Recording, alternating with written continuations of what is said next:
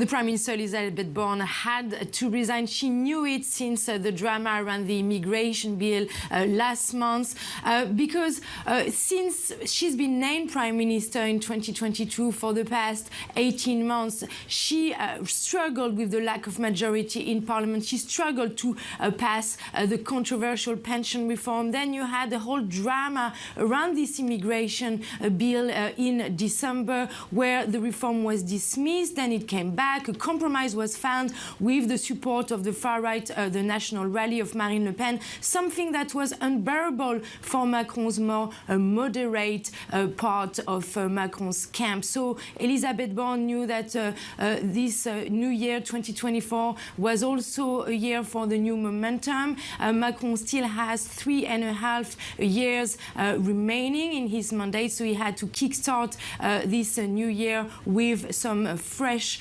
faces. We don't know yet exactly who is going to replace Elisabeth Borne, but one favorite name is emerging. It is the current very young and very popular Education Minister, Gabriel Attal. He's only 34 years old. He used to hold the budget portfolio, and he's only been Education Minister for just 6 months, but he's gained massive popularity already with his education reform. He banned the Muslim dress, abaya, from French schools. He's talking about perhaps instating the uniform in French schools, which would be quite revolutionary for France. A lot of his reforms are very popular. The only problem if Gabriel Attal is named is that he could take some of the spotlight away from Emmanuel Macron. Well, and speaking of that kind of potential replacement, how does that change Macron's reform agenda going forward?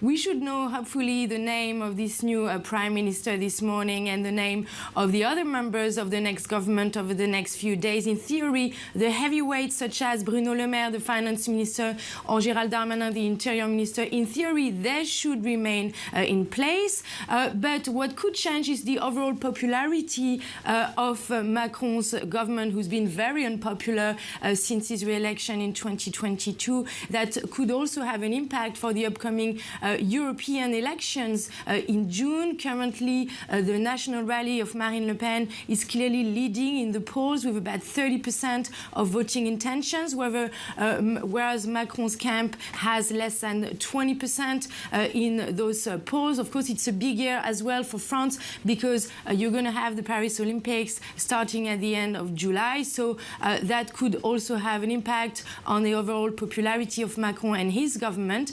And Macron, as you know, cannot run again in 2027. So perhaps changing the government now would also be a way to try and block Marine Le Pen from being elected in 2027.